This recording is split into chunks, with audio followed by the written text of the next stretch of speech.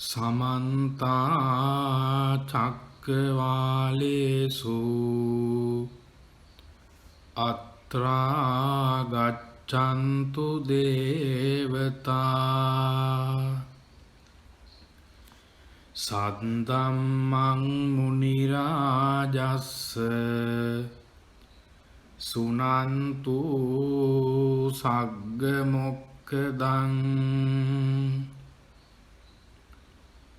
ධම්මස්සවන කාලෝ අයං බදන්තා ධම්මස්සවන කාලෝ අයං බදන්තා ධම්මස්සවන කාලෝ අයං බදන්තා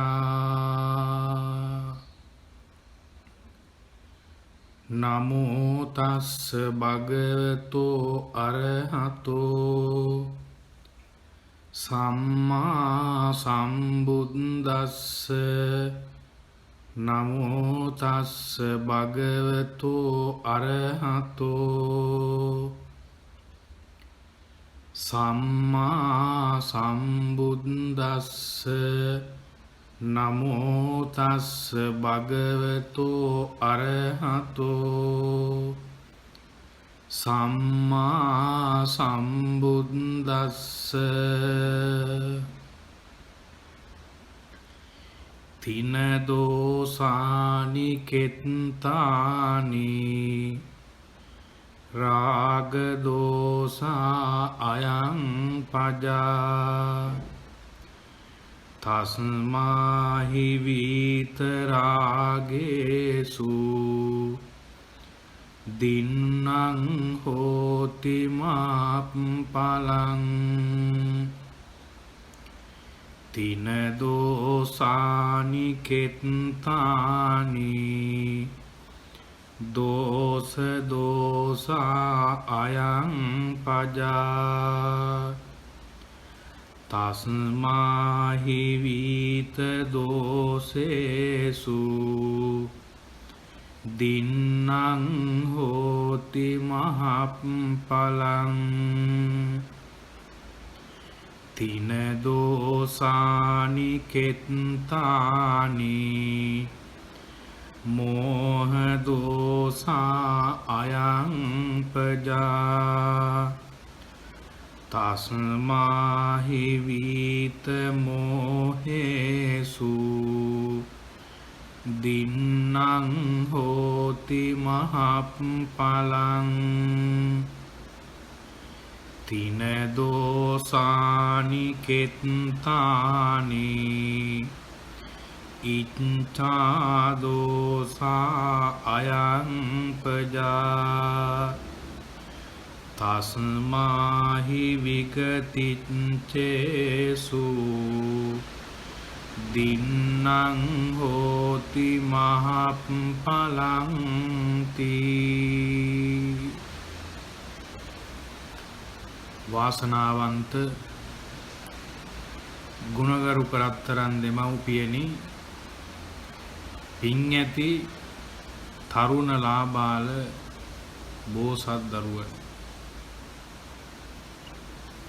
තුන් ලෝකාග්‍ර බුදුරජාණන් වහන්සේ මහා කරුණාවෙන් මහා මෛත්‍රියෙන් ශ්‍රී මුකෙන් දේශනා කොට වදාළ ශ්‍රී සද්ධර්මයට ඊ타ත්ම ගෞරවයෙන් වෙළඳ සේවය ඔස්සේ ගෞරවයෙන් හිත යොමු කරන පින්බර මොහොත අපි හැමදාමත් මතක් කරනවා වගේ ධර්ම ශ්‍රවණය නිසා පුද්ගල ජීවිතවල තියෙන අඩුපාඩුකම් හදාගෙන දුර්ලභව ලැබෙන මනුස්ස ජීවිතයට කොච්චරනම් ගුණධම් එකතු කරගන්න පුළුවන්ද බලන්නකෝ. හැඟීමක් ප්‍රකාශ කරන්න, හොඳ දැනීමක් ඇතිව මනුස්සාත්මයක් ලබන්නේ සංසාරේ මහා පිනක් නිසානේ. සංසාරේ මහා පිනක් නිසා ලැබපු මනුස්ස ජීවිතයේ ඉඩ ලැබෙන හැම මොහොතකම තව තවත් පින් කරනවා මිසක කුසලයට හිත යොමු කරනවා මිසක වටින මනුස්ස ජීවිතයක පව්කමකට හිත බැඳුනොත් අකුසලයකට හිත බැඳුනොත් ඒ දුර්ලභ මනුස්ස ජීවිතය කොච්චර පරිහානියට යනවද බලන්න. රත්තරන් දෙමව්පියනි, තරුණ ලාබාල බෝසත් දරුවනි, මේ මනුස්ස ජීවිතය බොහොම වටින එකක්. ඒ වටින මනුස්ස ජීවිතය පිරිහෙන්න දෙන්න එපා. ආධ්‍යාත්මික වශයෙන් සැනසෙනවා වගේම ආර්ථිකයෙන් දිනු වෙන්නත් මේ මනුස්ස ජීවිතය පාවිච්චි කරන්න ඕන. ආර්ථිකය විතරක් ලබන මනුස්ස ජීවිතයෙන් වැඩක් නැහැනේ. ආධ්‍යාත්මිකේ දිනු කරගන්න විතරක්ම පෙළඹිලත් මදි. සසර පින කියලා කියන්නේ ආර්ථික ආධ්‍යාත්මික දෙයන්සේම ප්‍රතිඵල ලැබෙන විදිහට ජීවිතය පවත්වන එකනේ. ගිහි ඇත්තන්ට එහෙමයි. පැවිදි උතුම නම් ආර්ථික දිනුවක් ගැන හිතන්නේ නැහැ. ආධ්‍යාත්මික ඵලයක්මයි ලබන්න හැම ක්ෂණයකම උත්සාහවත් වෙන්නේ. අපේ ධර්ම ශ්‍රවණය කරන පින්වතුන්ලා දාන ආදී පින්කම් කරනවා, සිල් ආරක්ෂා කරනවා, භාවනා මානසිකාරයේ දෙනවා. අපේ බෞද්ධ පින්වතුන් හැටියට ධර්ම ශ්‍රවණය කරන බොහෝ මව්වරු පියවරු වර්තමානයේ නම් ගොඩාක් තරුණ දරුවෝ දන් දෙන්න බොහොම කැමති. දානය කියන වචනයටත් කැමති. අපේ බෝසතාණන් වහන්සේ සාරා සංඛ්‍යයේ කල්ප ලක්ෂයක් පුරාවටම ප්‍රථමයෙන්ම පූර්ණය කරපු පාරමිතාවක් දාන පාරමිතාවනි. එහෙමනම් අද අපි සාකච්ඡා කරන්නේ මේ දානයක තියෙන වටිනකම. දානයක් දෙනකොට සහ එහි අනාගත විපාකය අපිට හොඳට ලැබෙන විදිහට අපි කොහොමද අතහැරීමෙන් දානයක් දෙන්නේ? තෘෂ්ණාව පැත්තකින් තියලා අලෝභ අදේශ අමෝහ කුසල මූලයන් මතු කරගෙන අකුසලයෙන් ඈත් වෙලා ලබන පිරිසටත් පූජා කරන පිරිසටත් දෙපාර්ශවයටම පින් ලැබෙන විදිහට පින්කම් කරන්න ඕන. ලෞතර බුදුරජාණන් වහන්සේ සවැත් නුවර දෙව්රම් විහෙර වැඩ ඉන්නවා. උන්වහන්සේ යමා මහ පෙළහැර පෑවට පස්සේ තමන්ගේ අම්මා හොයාගෙන දිව්‍ය ලෝකයට වැඩම කළා. තවුතිසා දිව්‍ය ලෝකයේ තමයි මාතෘ දිව්‍ය රාජයා වෙලා සිද්ධාර්ථයන් වහන්සේගේ අම්මා උපන්නේ. සිද්ධාර්ථ කුමාරයා ඉපදිලා දවස් 7කට පස්සේ මතු අනාගතයේ බුදු වෙන පුතෙක් කුසෙන් බිහි කරපු මෙච්චර කාලයකට අපිට හම්බෙන සංසාරේ බොහෝ පින් කරපු උතුම් අම්මා කෙනෙක් තමයි මහා මායා මෞතුමිය. සිද්ධාර්ථයන් වහන්සේට තමන්ගේ අම්මගේ වටිනකම තේරුණානේ. දරුවෙක් වුණාම තමන්ගේ අම්මගේ වටිනකම දරුවන්ට තේරෙන්න ඕන. දරුවෙක් වුණාම තමන්ගේ තාත්තගේ වටිනකම දරුවන්ට තේරෙන්න ඕන. බොහෝ පිරිසක් අම්මයි තාත්තයි මරණයටපත් වුණාට පස්සේ මහා ඉහලින් කොච්චර පින්කම් කළත් වැඩක් නැහැ. අපේ අම්මා සතුටු කරන්න ඕන, අපේ තාත්තා සතුටු කරන්න ඕන. පියවිච්ච හැට නෙවෙයි, ඇරිච්ච හැට. ඇරිච්ච හැ වෙනුවෙන් අම්මා තාත්තා ළඟ තියාගෙන පින්දහම් කරනකොට දරුවෝ දිහා බලලා ඒ අම්මා කොච්චරනම් සන්තෝෂයටපත් වෙනවද? එහෙම දරුවෙක් වෙන්න, එහෙම දුවෙක් වෙන්න, එහෙම පුතෙක් වෙන්න බණහන් හැමෝම හිතා ගන්න ඕන. උත්සාහවත් වෙන්න ඕන. සිද්ධාර්ථයන් වහන්සේ අවුරුදු 6ක් දුෂ්කර ක්‍රියා කරලා නැවත උපදින පවතින විනාශ වෙන භව චක්‍රය සදහටම නැති කරලා මාර පරාජයෙන් ඇසතු බෝමුල උතුම් වූ වෙසක් පුර 15ක් පොහොය දවසක සම්මා සම්බුද්ධත්වයට පත් වෙලා සර්වඥතා ඥානයට පත් වුණා. සර්වඥතා ඥානයට පත් වෙච්ච තුන් ලෝකාග්‍ර බුදුරජාණන් වහන්සේට තමන්ගේ අම්මා මතක් වුණා. එතකොට අම්මා හිටියේ තවුතිසා දිව්‍ය ලෝකේ. කාන්තාවක් වුණත් ඇය තවුතිසා දෙව්ලොව මාතෘ දිව්‍ය රාජ පුත්‍රයා වෙලා උපන්නා.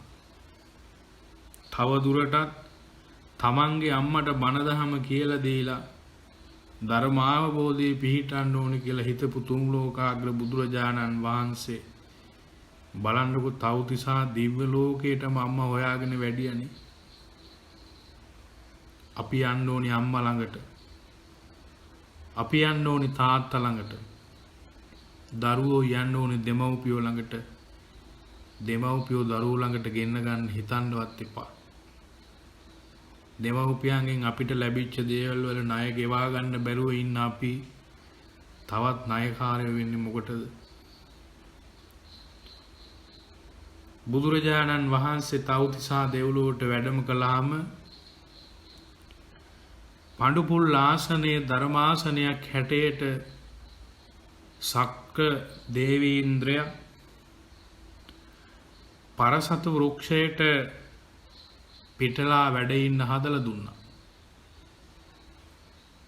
බුදුරජාණන් වහන්සේ මාතෘ දිව්‍ය රාජ පුත්‍ර තමන්ගේ අම්මට බණ කියනකොට සසර පින් කරලා තවුතිසා දිව්‍ය ලෝකේ ඉපදුන අංකුර දිව්‍ය පුත්‍රයයි ඉන්දක දිව්‍ය පුත්‍රයයි කියන දිව්‍ය පුත්‍රයෝ දෙන්න බුදුහාමුදුරුවෝ දෙපැත්ත ඉඳගත්තා.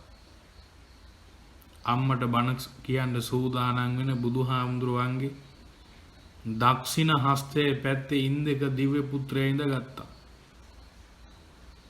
විජම්බන දේශනාව පවත්වන්න සූදානම් වෙන බුදුරජාණන් වහන්සේගේ වාම හස්තයේ පැත්තේ අංකුර දිව්‍ය පුත්‍රයා ඉඳගත්තා. බුදුරජාණන් වහන්සේ ළඟ ඉඳගෙනම බණ අහනවා කියලා දිව්‍ය පුත්‍රයෝ දෙන්න ඉඳගත්තා. තවුතිසා දිව්‍ය ලෝකේ තුන් ලෝකාග්‍ර බුදුරජාණන් වහන්සේ විජම්බන දේශනා කරනවා කියන පණිවිඩේ ගියාම අල්පේ ශාක්‍ය දෙවිවරු මහේ ශාක්‍ය දෙවිවරු බුදුහාමුදුරන්ගේ බණ අහන්න ළඟටම ආවනේ. බලන්න බුද්ධ වචනේ දිව්‍ය ලෝකේ පුරාම පැතිරුණා. මනුස්ස ලෝකේ පුරාම පැතිරිච්ච බුද්ධ වචනේ. ඒ විතරක් නෙවෙයි බ්‍රහ්ම ලෝකවල පවා බුදුහාමුදුරන්ගේ බුද්ධ වචනයට සාදුකාර දුන්නනේ. එහෙමනම් බලන්න මේ ධර්මයේ තියෙන වටිනකම. කවදාවත් අමතක කරන්න එපා. භෞතික දේවල් වලින් සැනසෙන්න බෑ.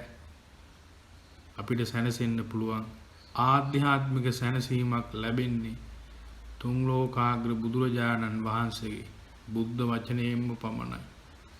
මොන දේවල් සරණ පිහිට කරගෙන ජීවත් වෙන්න හැදුවත් නත්ති මේ සරණං අඤ්ඤං බුද්ධෝ මේ සරණං වරං උතුම් වූ බුදුරජාණන් වහන්සේගේ පිහිට හැර අන් සරණක් මට මරණ මංචකයේදීවත් ලබන්න නැහැ.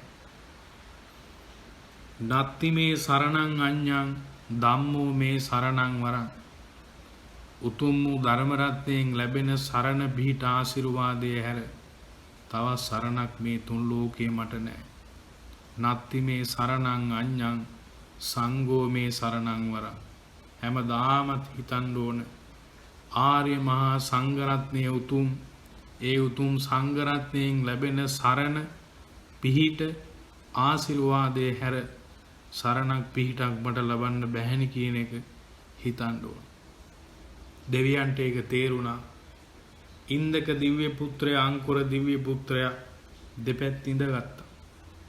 මාතෘ දිව්‍ය රාජ පුත්‍රතුමාට තමන්ගේ අම්මට දිව්‍ය ආත්මය තුලදී ත්‍රිපිටකයේ අන්තර්ගත වෙලා තියෙන ගැඹුරුම දහම් කොටස එදා බුදුහාමුදුරුවෝ ධර්මාවබෝධයේ පිණිස දේශනා කළා. ඉන්දක දිව්‍ය පුත්‍රයා දකුණු අත පැත්තේ ඉඳගෙන බණ අහනවා. අංකුර දිව්‍ය පුත්‍රයා බුදුහාමුදුරන්ගේ වම් අත පැත්තේ ඉඳගෙන බණ අහනවා. බුද්ධ පණිවිඩය දිව්‍ය ලෝකයේ පුරාම රැව්පිලි රැව් දෙනකොට අල්පේ ශාක්‍ය මහේ ශාක්‍ය දෙවිවරු සේනා පිටින් බුරුතු පිටින් එන්න පටන් ගත්තා. වැඳගෙන සාදුකාර දීදී බුදුහාමුදුරන්ගේ බණ අහනවා. බුද්ධ ගෞරවය ධර්ම ගෞරවය ඇතුව හැමෝම එක විට බණ අහනවා. අංකුර දිව්‍ය පුත්‍රයා බුදුරජාණන් වහන්සේගේ ළඟ ඉඳගෙනම බණ අහන්න ඉඳගත්තා. අල්පේ ශාක්‍ය මහේ ශාක්‍ය දෙවිවරු රොතු පිටින් බුරුතු පිටින් එනකොට යොදුන් 12ක් ඈතට යන්න වුණා. හැබැයි ඉන්දක දිව්‍ය පුත්‍රයා මොන දෙවියෝ ආවත් බුදුහාමුදුරන්ගේ දකුණු අත පැත්තේ ඉඳගෙනම බණ අහනවා. බුදුරජාණන් වහන්සේ ඉන්දක දිව්‍ය පුත්‍රයාගෙනුයි අංකුර දිව්‍ය පුත්‍රයාගෙනුයි දෙන්නගෙන්ම අහනවා. බලන්න දිව්‍ය පුත්‍රවරුනි, මම බණ කියන්න පටන් ගන්නකොට ඉන්දක දිව්‍ය පුත්‍රයයි අංකුර දිව්‍ය පුත්‍රයයි දෙන්නම මගේ දෙපැත්තේ හිටියේ. දකුණු අත පැත්තේ හිටපු ඉන්දක දිව්‍ය පුත්‍රයා තවමත් මගේ ළඟ ඉඳන් බණ අහනවා. ඒ වුණාට මේ අංකුර දිව්‍ය පුත්‍රයා යොදුන් 12ක් ඈතට ගියානේ. බුදුරජාණන් වහන්සේ මේකට හේතුව හොඳටම දන්නවා. නමුත් අනිත් පිරිසටත් කුසලය නියමිත විදිහට විපාක දෙන ආකාරයෙන් කටයුතු කරන්න ඕන නිසාම දිව්‍ය පුත්‍රයාගේ වචනයෙන්ම ඊට හේතු ඇහුවා. ධර්ම සභා මණ්ඩපයේදී යොදුන් 12ක් ඈත ඉන්න ඉන්දක දිව්‍ය පුත්‍රයා බුදුරජාණන් වහන්සේ ළඟ ඉන්න මොහොතේ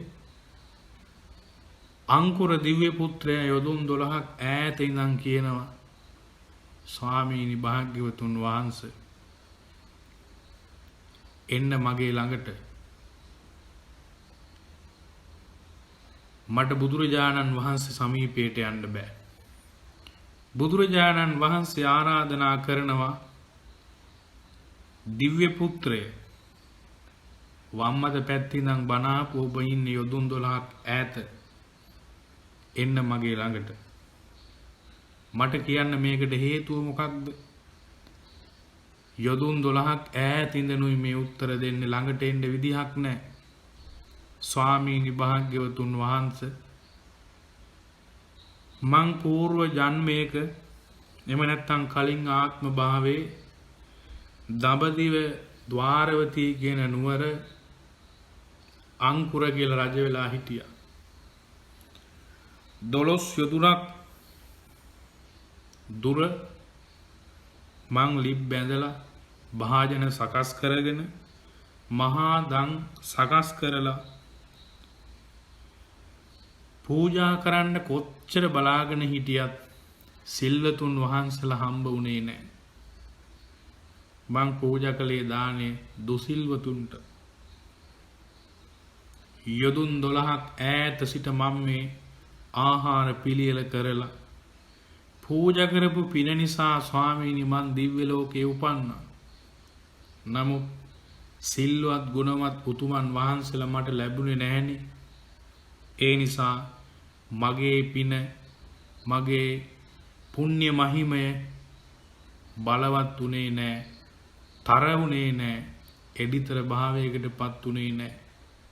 ඒ නිසායි මට වැඩිය පින් කරපු මහේ ශාක්‍ය දිව්‍ය පුත්‍රවරු මේ ධර්ම සභා මණ්ඩපයට එනකොට මට 12 යොදුනක් ඈතට යන්න උනේ. ඒ වෙලාවේදී බුදුරජාණන් වහන්සේ හොඳින් අහගෙන ඉඳලා ඉන්දක දිව්‍ය පුත්‍රයාට කතා කරලා අහනවා, ඉන්දක දිව්‍ය පුත්‍රය ඔබ මගේ දකුණු අත පැත්තේ ඉඳගෙනම හිටියේ.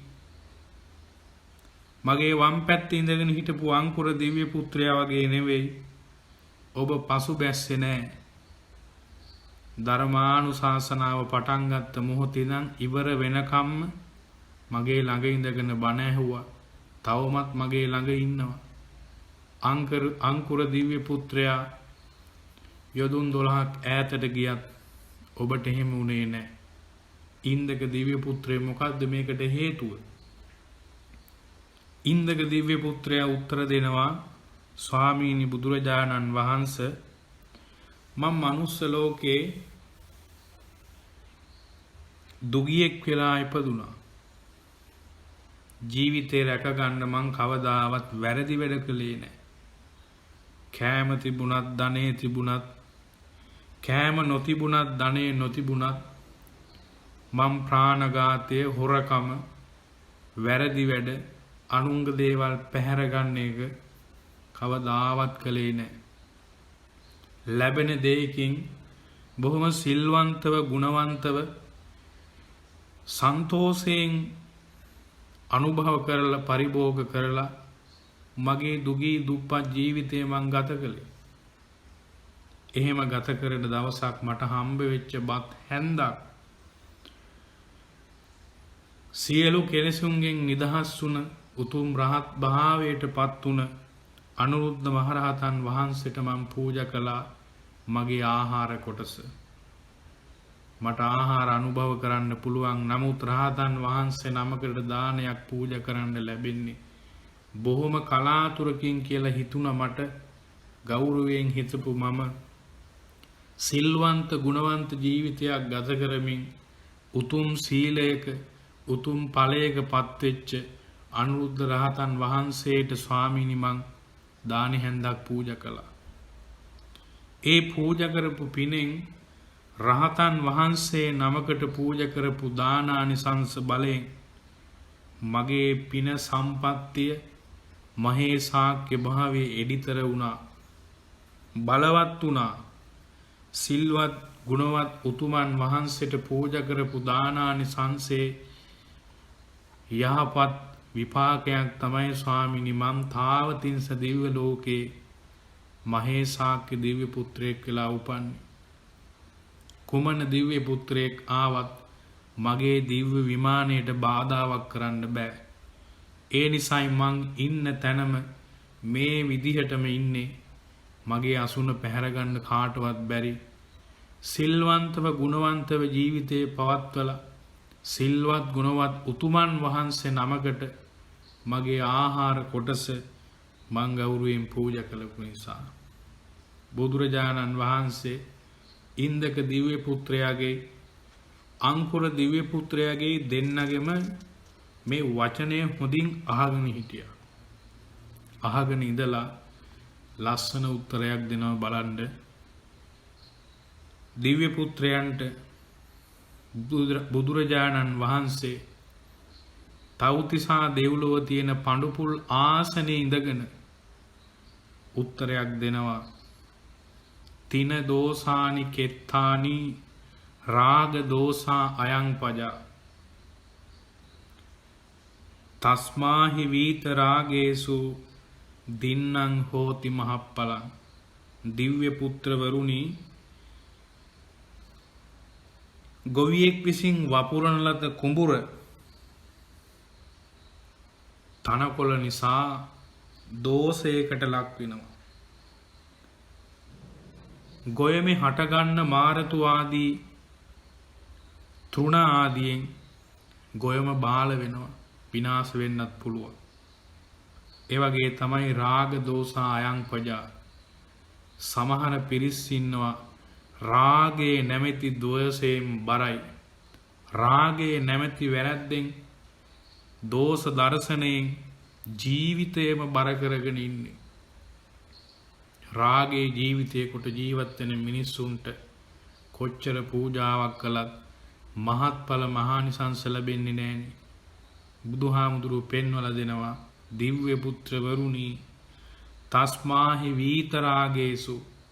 ඒ නිසා වීතරාගී උතුම මුල් කරගෙන දින්නම් හෝති මහප්පලං පරිත්‍යාග කරන පූජා කරන දේට ලැබෙන ආනිසංසය මහත්ඵලයි මහානිසංසයි. රාගික පුද්ගලයන්ට මොනවා දුන්නත් මහත්ඵල මහානිසංස ලැබෙන්නේ. හැබැයි වීත රාගී උතුමන්ට දෙන පුංචි ඇල් වතුර එකක් පුංචි බත් ටිකක් මහත්ඵල මහානිසංස දෙනවා. ඊළඟට උගන්වනවා බුදුරජාණන් වහන්සේ දිව්‍ය පුත්‍රවරුනි තින දෝසානි කෙත්තානි දෝස දෝසා අයං පජා තස්මාහි වීත දෝසේසු දින්නං හෝති මහප්ඵල. සකස් කරගන්න ලද ගොයමට මාරතු ආදී තෘණ එකතු වුණාම ඒ කුඹුර નિසරු වෙනවා, බාල වෙනවා. හරියට දෝස දෝසා අයං පජා ද්වේෂේ නැමැති දෝෂයෙන් යුක්ත පුද්ගලයන්ට දෙන දානයක් වගේ. හැබැයි තස්මාහි වීත දෝසේසු වීත දෝෂී පුද්ගලයන් මුල් කරගෙන දානයක් දුන්නොත් දින්නං හෝති මහප්ඵලං ඒ දීම ඒ පූජාව මහත්ඵල මහානිසංස වෙනවා. ද්වේෂයෙන් බර පුද්ගලයන්ට කොපමණ පූජා පැවැත්වුවක් වීත දෝෂී පුද්ගලයන්ට දෙන දානයක ආනිසංස නම් ලැබෙන්නේ නැහැ. වීත දෝෂී පුද්ගලයන්ට දෙන දානය මහත්ඵලයි මහානිසංසයි. නැවත බුදුරජාණන් වහන්සේ උගන්වනවා දිව්‍ය පුත්‍රයන්ට තින දෝසානි කෙත්තානි මෝහ දෝසා අයං පජා සකස් කරගන්න ලද කෙතට තනකොලාදියාවට පස්සේ ඒ කුඹුර ඒ ගොයම ඒ වගාව හානි කරනවා. හරියට මෝහ දෝසායන් පජා මෝහය නැමැති දෝෂයෙන් යුක්ත මිනිස්සු වගේ. අවිද්‍යාව, මෝඩකම, නොදන්නකම, මෝහය මේ හැම දෙයකින්ම ඉගැන්වෙන්නේ මේ මෝහය කියන වචනේ. අවිද්‍යාවට බර වෙච්ච මෝහයෙන් වෙහිච්ච අන්ධකාරයකම ජීවත් වෙන මිනිස්සුන්ට ධර්මයේ තේරුම් ගන්නේ නැහැ, තේරුම් ගන්න පුළුවන් නුවණක් නැතුව අවිද්‍යාව පස්සෙම දුවන අයට කොච්චර දන් දුන්නත් මහත්ඵල මහානිසංසයක් ලැබෙන්නේ. හැබැයි විගත මෝහේසු දිව්‍ය පුත්‍රවරුනි මෝහය ප්‍රහාණය කරපු කෙනෙකුට දින්නං හෝති මහප්ඵලං පූජා කරන දාණය මහත්ඵලයි මහානිසංසයි. තින දෝසානි කෙත්තානි ඉච්ඡා දෝසායන් පජා ගොයම කුඹුර තමන්ගේ කෙත නොයෙකුත් තනකොළාදියෙන් බාල කරලා නිසරු කරලා දානවා වගේ සමහර මිනිස්සුන්ගේ ජීවිත ඉච්ඡා දෝසා කැමැත්ත, තෘෂ්ණාව, ආසාව, ප්‍රේතකම, වස්තුවලට බැඳීම ආදිය නිසා ඒ ජීවිත දෝෂයකටමයි යන්නේ. ඒ අයට පූජාවක් කළාට මහත්ඵල මහානිසංස ලැබෙන්නේ. නමුත් දිව්‍ය පුත්‍රවරුනි තස්මාහි විගතිච්ඡේසු ඒ නිසා විගත ඉච්ඡේසු කැමැත්තන්ගෙන් අයින් වෙච්ච තෘෂ්ණාවෙන් තොර වුණ ආසාවක්, බලාපොරොත්තුවක්, අපේක්ෂාවක්, ආමිෂය හොයන ස්වභාවයක් නැති උතුමන්ට ලැබෙන දෙයින් සන්තෝෂයට පත්වෙන සිල්වත් ගුණවත් උතුමන් වහන්සේලාට දින්නං හෝති මහප්ඵලං පූජා කරන දානේ ආනිසංසය නම් මහත්ඵලයි මහානිසංසයි. බලන්නකෝ එතකොට අපිට දානේ පූජා කරන්න කිව්වේ කාටද? වීත රාගේසු රාගයෙන් තොර වුණ, වීත දෝෂේසු ද්වේෂයෙන් තොර වුණ, වීත මෝහේසු මෝහයෙන් තොර වුණ, විගතිච්ඡේසු ඉච්ඡ කියන්නේ කැමැත්ත, විගත ඉච්ඡේසු කියන්නේ වස්තු සම්පත්තියට කැමැත්තෙන් තොර වෙච්ච පුද්ගලයන්ට දානයක් දෙන්න ඕන. එහෙම පූජා කරන දාණය මහත්ඵල මහානිසංස වෙන බව එදා බුදුරජාණන් වහන්සේ තමන්ගේ අම්මට බණ කියන්න ගිහිල්ලා තව්තිසා දෙව්ලොව ඉඳලා ඉන්දක දිව්‍ය පුත්‍රයයි අංකුර දිව්‍ය පුත්‍රයයි මුල් කරගෙන බොහොම ලස්සනට කියලා දුන්නා. අපේ අය බොහොම කැමති පින්කමක් කලින් කිව්වා වගේ මේ දානය කියලා කියන්නේ. තමන්ගේ ගෙදර හැදෙන පළතුරක් එළවලු ටිකක් අලුතෙන් එකතු කරගත්ත හාල් ටිකක් එකතු කරලා පන්සලකට දානයක් දෙන්න බොහොම කැමති. රස්සාවක් කරලා පළවෙනි පඩියෙන් ස්වාමින් වහන්සේලාට දානයක් දෙන්න. එහෙම නැත්නම් දුගී මගී යාචකාදීන්ට අසරණයන්ට වැඩිහිටියන්ට සලකන්න කැමති තරුණ පිරිස් කොච්චර ඉන්නවද? අභිවෘද්ධිය පිණිස ශාසන පැවැත්ම පිණිස පරිත්‍යාගයන් දානයන් පවත්වන පිරිස් මේ කොයි තරම්නම් ඉන්නවද? සම්බුද්ධ ශාසනයේ වැඩ ඉන්න සියලුම ස්වාමින් වහන්සේලාද ජීවත් වෙන්නේ දායක පිරිස් නිසානේ. අපට හැම බත් සරලුවක්ම උදේ දහවල් දානෙ ටික සවස ගිලම්පස ටික බෙහෙත් හෙත් ටික පවා දෙන්නේ අපේ දායක පිරිස්. බලන්න මේ දායක පිරිස් පින්කම් කටයුතු කරන්නේ බොහොම කැමැත්තෙන්. තමන්ට වීතරාගි වීත දෝෂ වීත මෝහ වෙන්න බැරි වුණත් එහෙම වෙන්න උත්සාහ ගන්න සංඝයා වහන්සේලාට එහෙම වීතරාගි වීත දෝෂී වුණ උතුමන් වහන්සේලාට මේ පූජාවක් වේවා කියලා බොහොම සත්‍සිතින්නේ පූජා කරන්නේ. ඒ පූජා කරනකොට ඒක බාර ගන්න පුළුවන් විදිහට තමන්ගේ සිත් සතන් සැනසුණු නිවුණු දාණයට සුදුසුකම් සහිත භික්ෂුවක් වෙන එක හැම හාමුදුරුව කෙනෙක්ගේම යුතුයකමක්. එතකොට දායක පක්ෂය සිල්වන්තයි. ප්‍රතිග්‍රාහක දාණය ලැබෙන සිල්ලතුන් වහන්සේලා ගුණවතුන් වහන්සේලාත් සියලෙන් ශ්‍රේෂ්ඨයි. හැබැයි සමහර ඇත්තෝ දානි දෙනවා. ඒ දානි අපිට පෙන්නනවා මේ ධර්ම කාරණාවල සමහර දාන තියෙනවා දාන දාස.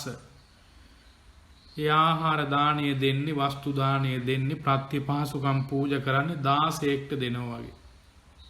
බලන්න 16න්ට දෙන දේවල් ඉවතලන ඉඳුල් වෙච්ච පරිභෝග කරන්න බැරි තමන්ට අවශ්‍ය නැති දේවල් 16න්ට දෙන්නේ. සමහරු පූජා කරන්න ගියාම අඳින්න බැරි ඇඳුම් ඔක්කොම එකතු කරලා දුගී මගේ යාචකාදීන්ට දෙනවා. එක්කෝ ඉරිලා එහෙම නැත්නම් කබඩ් එකේ තියාගන්න බෑ. එහෙම නැත්නම් ඇඟට ගැලපෙන්නේ නැහැ. ඒ නිසා අඳින්න බැරි නිසා දෙනවා. ඒ නියම දානයක් නෙවෙයි. සමහරු කන්න බැරි කෑම දුගී මගේ යාචකාදීන්ට දෙන්නේ දුගී මගේ යාචකාදීන්ට කන්න නෙවෙයි තමන්ට කන්න බැරි නිසානේ. ඒ නියම දානයක් නෙවෙයි. සමහරු 16න්ට කෑම දෙනවා වගේ 16න්ට සලකනවා වගේ පැවිද්දන්ට මහාන බමුණන්ට දුගී මගේ යාචකාදීන්ට දානි පූජා කරනවා. එහෙම පූජා කරන දානේ මහත්ඵල මහානිසංස නම් ලැබෙන්නේ නැහැ. තව පිරිසක් ඉන්නවා දාන සම එහෙම නැත්නම් දාන සහාය කියලා කියනවා. තමන් භුක්ති විඳින ප්‍රමාණයටම සමානව පැවිදි උතුමන්ට දුන්නත් වැඩිහිටි නිවාසයකට දුන්නත් ළමයින්ට දුන්නත් එවැගේම දුගී මගී යාචකාදීන්ට දුන්නත් තමන් භුක්ති විඳින ප්‍රමාණයට සමානවම දෙනවා. ඒකට කියනවා දාන සම. තව කොටසක් ඉන්නවා දානපති. දානපති කියපු ගමම්ම මතක් වෙන්නේ සල්ලි තියෙන ලොකු වාහනයක් තියෙන සල්ලි වලින් උදව් කරන අයනේ. දානපති කියන්නේ ඒක නෙවෙයි.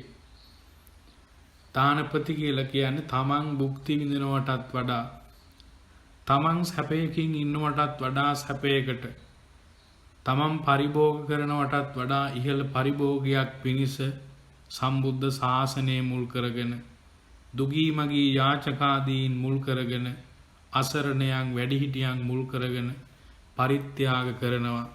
සිල්වත් ගුණවත් උතුමන් වහන්සේලාට පූජා පවත්වනවා. තමන් භුක්ති විඳිනවටත් වඩා ඉහළ ප්‍රණීත විදිහට. ඒකට කියනවා දානපති. එහෙම නැතුව දානපති කිව්වේ ලොකු වාහනයකින් ඇවිල්ලා සල්ලි දෙනවට නෙවෙයි. දානපති කියලා කියන්නේ තමන් භුක්ති විඳිනවටත් වඩා ප්‍රණීත විදිහට ලැබිය යුතු තැන්වලට පූජා පවත්වන එක. ඒ වගේම මේ දානේ පූජා කරනකොට අපි නියම ප්‍රතිඵල නියම ආනිසංස ලැබෙන විදිහට පූජා කරන්න ඕන. බුද්ධ කාලේ අපි දන්නවා ඒ ආත්ම භාවයේම විපාක දුන්නනේ. තමන් පූජා කරපු දානේ විපාක ඒ ආත්මයෙන් දුන්නා. සමහරු ලොකු පූජාවක් නෙවෙයි කළේ. වතුර ටිකක් බොහෝම බත් ස්වල්පයක් කැඳ ටිකක් මී පැණි ටිකක් හකුරු ටිකක් ඇල් වතුර කෝප්පයක් පූජා කරලත් දිව්‍ය ලෝකගත වෙච්ච අය ඉන්නවා. දිට්ඨ ධම්ම වේදනීය විපාක ලැබෙන්න නම් දානේ පූජා කරන්න සම්පත් 4 සම්පූර්ණ වෙන්න ඕන. ඒකට උගන්වනවා අපට වස්තු සම්පත්තිය, ඒ වගේම ප්‍රත්‍ය සම්පත්තිය, චේතනා සම්පත්තිය, ගුණාතිරේක සම්පත්තිය කියලා. වස්තු සම්පත්තිය කියලා මෙතනින් උගන්වන්නේ අනාගාමි රහත් මගඵල ලැබපු දානේ පිළිගන්න සුදුසු ධානලාභී උතුමන් වහන්සේලා අපිට ලැබෙන්න ඕන. ඒ වගේම ඊළඟට බුදුරජාණන් වහන්සේගේ ධර්මයේ උගන්වනවා ප්‍රත්‍ය සම්පත්තිය. ප්‍රත්‍ය සම්පත්තිය කියලා කියන්නේ අපි හම්බ කරගත්ත දේවල් බොහොම ධාර්මික දේවල් වෙන්න ඕන. ධම්මේන ලද්දං සුපසන්න චිත්තෝ. ධාර්මිකව ලැබපු දෙයක් වෙන්න ඕන ධනෙ. සමහරු සත්තු විකුණනවා. සමහරු සත්තුන්ගේ මස් විකුණනවා. සමහරු අවියායුධ විකුණනවා. මත්ද්‍රව්‍ය විකුණනවා. විසාදිය විකුණනවා. මේ නොකල යුතු වෙලඳා. ඒ තුලින් ලබන ධනයෙන් අපි දානයක් දුන්නට මහත්ඵල මහානිසංස ලැබෙන්නේ.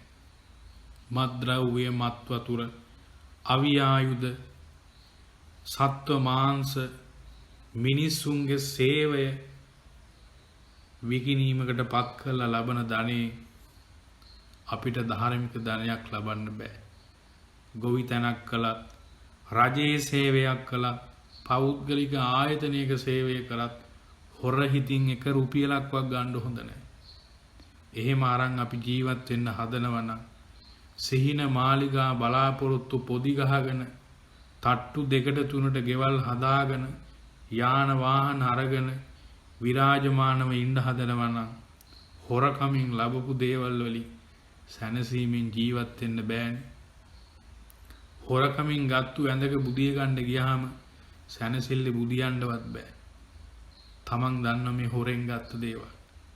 ඒ නිසා ප්‍රත්‍ය සම්පත්තිය කියලා කියන්නේ නොකල යුතු වෙළඳාම් වලින් ඈත් වෙලා දැහැමිව දහඩිය වගුරුවලා අවංකව අව්‍යාජව ලබන ධනෙ. එයින් සකස් කරගන්න දාන වස්තුව නම් ඊටාම ප්‍රණීතයි, ගෞරවණීය. ඊළඟට උගන්වනවා චේතනා සම්පත්තිය. දානයක් පූජා කරනකොට මුල මැද අග හැම කල්හිම ප්‍රභාස්වර හිතක් තියෙන්න ඕන. සමහරු දාන දෙන්න හිතනවා. හිතලා නොයේකුත් ස්ථාන මුල් කරගන්නවා. සමහරු දාන දෙනකොට අවර්සි. අවර්සි පුද්ගලයා කියලා කියන්නේ දාන පූජා කරනකොට අපි මෙහෙම දාන දෙනවා, මෙහෙම ආහාර පූජා කරනවා, කැවිලි පූජා කරනවා, මේ සෙනසුනට යනවා, මේ විහාරස්ථානයට යනවා, මේ ස්වාමින් වහන්සේලා මුල් කරගන්නවා කියලා කියනව පමණයි කරන්නේ නැහැ. අවර්සි කියන්නේ වහින්න එනවා වහින්නේ නැහැ. ගොරවනවා විතරයි. දානෙ දෙන්න කියවනවා හැබැයි දෙන්නේ නැහැ. බලන්න චේතනා සම්පත්තියේදී හැදෙන්න ඕනි දේවල්. පදේශ වර්ෂී සමහරු ඉන්නවා එක ප්‍රදේශයකට විතරයි. හාමුදුරුව බෙදාගෙන පන්සල් එකම තැනක් ඇටියට වෙන් කරගෙන මේ විදිහට එක තැනකට ගොනු වෙලා අනිත් තැන්වලට දානි දෙන්න දෙන්නෙත් නැහැ. තමන් දෙන්නෙත් නැහැ. අනිත් අයත් වළක්වනවා. ප්‍රදේශයකට පමණක් චේතනාවෙන් දන් දෙනවා. ඒවා යහපත් දාන නෙවෙයි.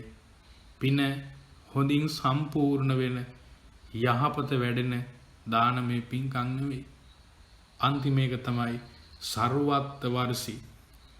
මුල මැද අග යහපත් චේතනාවෙන් තැනක් නොතැනක් එක තැනක් තෝරගන්නේ නැතුව බුද්ධ ප්‍රමුඛ සංඝයාට භික්ෂුණීන් වහන්සේලාට සිව්වන පිරිසටම උපෝසත දවසට උපාසක උපාසිකා පිරිස් වලට දිවයිනේ විවිධ ප්‍රදේශ මුල් කරගෙන දුගී මගී යාචකාදීන්ට දුප්පතුන්ට අසරණයන්ට වැඩිහිටි මව්පියවරුන්ට කොච්චරනම් පූජා පවත්වනවද? ඒ තමයි නියම දාන පරිත්‍යාග. එහෙමනම් චේතනා සම්පත්තිය නම් මුල මැද අග යහපත් වෙන්න ඕන. දානෙ දෙන්න හිතන මොහොත, දානය පූජා කරන මොහොත, දාන පින්කම නිමා කරපු මොහොත කියන අවස්ථා තුනේම පැහැදුණු හිතක් තියෙන්න ඕන. ලෝභය මතුවෙන්න හොඳ නැහැ. පූජා කරන පිරිස පිළිබඳව ද්වේෂයක් අබමල් රේණුවක්වත් එන්න හොඳ නැහැ. මේ පින්කමෙන් මට ආනිසංස තියෙනවද? සංඝයාට පූජා කරා කියලා ඇති වැඩේ මොකක්ද කියලා මෝහ සිතුවිල්ලක් ගන්නවත් හොඳ නැහැ. අලෝභ ද්වේෂ සමෝහ කුසල මූලයන්ගෙන් මතුවෙලයි චේතනා සම්පත්තිය සම්පූර්ණ කරගෙන දන් දෙන්න ඕන. අන්තිම එක තමයි ගුණාතිරේක සම්පත්තිය. නිරෝධ සමාපත්තියෙන් නැගී හිටපු උතුමන් වහන්සේලා ලැබෙන්න ඕන. මේ කාලේ එහෙම දන් දෙන්න ලේසි නෑ. අනාගාමි රහත් මඟඵල ලැබපු අය අපිට හඳුනා ගන්න බෑ. ඒ වගේම නිරෝධ සමාපත්තියෙන් නැගී සිටින අය අපිට හොයන්න නෑ. ඒ නිසා මහත්ඵල මහානිසංස ඒ වෙලහිම ඒ ආත්මයෙන් විපාක දෙන විදිහට දන් දෙන්න මේ කාලේ අපිට බෑ. නමුත් හිත දුර්වල කරගන්නේ නැතුව සිල්වතුන් වහන්සේලා ගුණවතුන් වහන්සේලා මුල් කරගෙන මේ සම්පත්තීන් හතරත් එවැගේම පූජා කළ යුතු ආකාරයත් පූජාව ලැබිය යුතු පිරිසත් හඳුනගෙන දම් පින්කම් අපි කරන්න ඕන. දානේ පූජා කරන්න ඕන. කවදාවත් දානයක් පූජා කරා කියලා අපිට අයහපතක් සිද්ධ වෙන්නේ නැහැ. දුගියෙක්ට මගියෙක්ට අසරණයෙක්ට වැඩිහිටි නිවාසයකට ළමා නිවාසයකට පරිත්‍යාගයක් කළා කියලා කවදාවත් වරදින්නේ නැහැ. සමහරු දෙස් දොස් තියනවා පූජා කරන්න එපා දෙන්න එපා ඔය හොරකම් කරනවා වදීලා වැඩක් නැහැ කියලා ප්‍රතික්ෂේප කරනවා. දෙන කෙනෙක් කවදාවත් ප්‍රතික්ෂේප කරන්නේ නොදෙන පිරිස්මයි එහෙම කරන්නේ.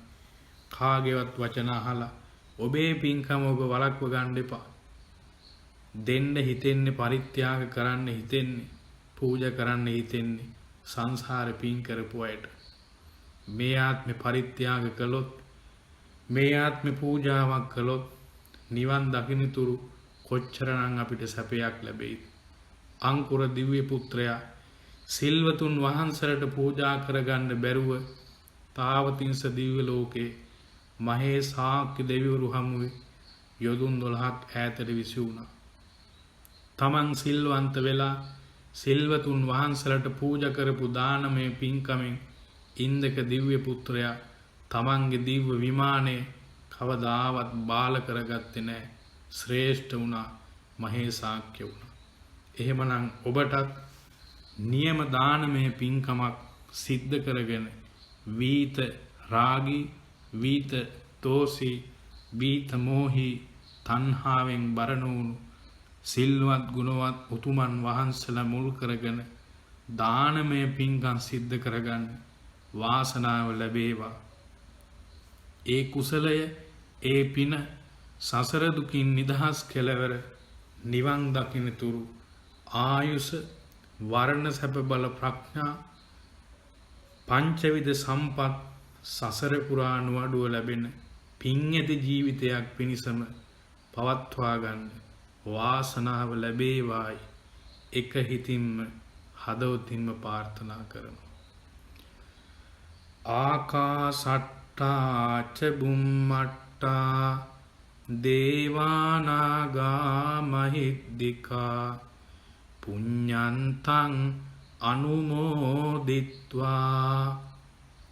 චිරං රක්ඛන්තු ශාසනං චිරං රක්ඛන්තු දේශනං චිරං රක්ඛන්තු මං පරන්ති. අද දවසට නියමිත වෙළඳ සේවයේ ධර්ම දේශනාව සඳහා දායකත්වයේ දරූ නම් සඳහන් කළ දායක පින්වතුන් හැම දිනාටම ධර්ම ශ්‍රවණය කළ ඔබ හැම දිනාටම නමින් මිය පරලෝකීය සියලු ඥාතීන්ටත් මුළු මහත් ලෝක සත්වයාටත් වෙළඳ සේවයේ ධර්ම දේශනාව උතුම් ධර්මාවබෝධයේ පිණිසම හේතු වේවා වාසනා වේවායි එක හිතින්ම හදවතින්ම ප්‍රාර්ථනා කරනවා. ඔබ හැම දිනාටම